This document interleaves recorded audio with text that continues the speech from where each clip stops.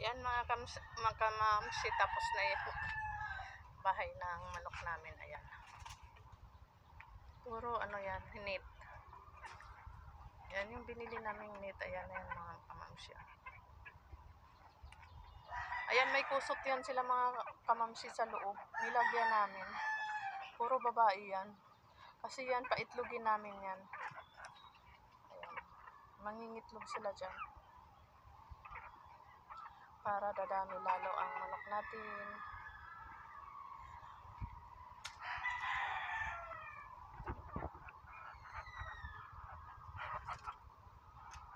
Bago nilang bahay. Maluwag yan mga kamamsi.